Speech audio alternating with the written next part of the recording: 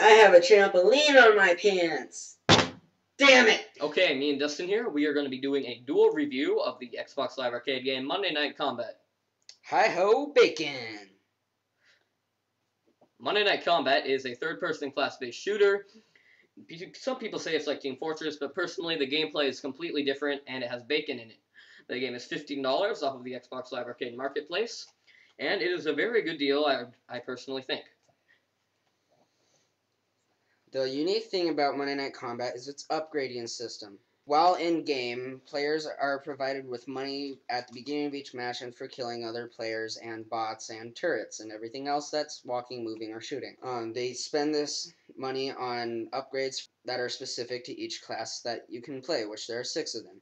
Assault, Tank, Gunner, Assassin, Sniper, and Support. You can also spend some of that money on certain things in maps, like ejectors, annihilators, and you can buy juice and spawn bots, which are all things that some people overlook, but is really helpful if you use them correctly. First class up is the Assault. As the jack of all trades, he can be okay at everything and can pretty much be specialized to be even more okay at either offense or defense. He has a assault rifle and a grenade launcher, which is pretty much the only useful thing about him. He has 3 abilities, which are a bomb, a jetpack, which doesn't allow him to be grappled, and a charge, which at level 3 can be pretty much completely deadly. Next class up is the Gunner, which is pretty much the only other real assault, or not assault, but offensive class. The tank is a big, giant fat ass with lots of armor, and a minigun, which can be upgraded into dual miniguns with the base ability. He also has a mortar launcher, which at range can split into 3 once upgraded. Okay, he has, like you said, he has 3 abilities. He has a slam, which can confuse bots or hit enemies away from him. He has a deploy, which pretty much turns him into a sentry. And he also has a grapple. Next class up is defensive, which would be the support, which has a heal/sap gun and a shotgun, which sucks unless you have accuracy. And he can deploy a turret. He can hack other turrets, which can either turn them from an enemy to a friendly, or just make them better. And he also has airstrikes, which are pretty much a predator missile that goes wherever the beacon lands, even on enemy players. The next defensive class would be the Sniper, which is exactly what you think it is. Some slim bastard who has a big ego and a sniper rifle. And a submachine gun, and has a flak, which is pretty much a flare. He also has freeze traps, which freeze enemies. They are pretty much mines. And he also has a grapple for the B ability.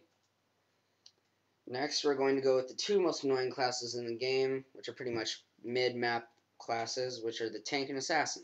The Assassin spawns with a shuriken launcher and a dagger, which can be upgraded into a katana. The Assassin has a dash, which is pretty much an overcomplicated sprint button, along with a cloak and a smoke bomb, which allows you to get away from sticky situations as long as you aren't under something, because then you just jump up, hit your head, fall back down, and die. Then there is the Tank. The Tank has a jet engine for its primary weapon, which will turn players into walking cigarettes, and a railgun, which is racist against the circle that is pretty much the crosshair. Because it always fires away from that circle. It has 3 abilities. He has a product grenade, which blinds enemies. He has a deploy just like the gunner, but it's less useful because the jet engine has a range of about 10 feet. And a charge, which can charge people off the map or get them out of sticky situations. Or run them into a wall. Okay, so the game boasts 2 game modes. It has a Blitz and a Crossfire.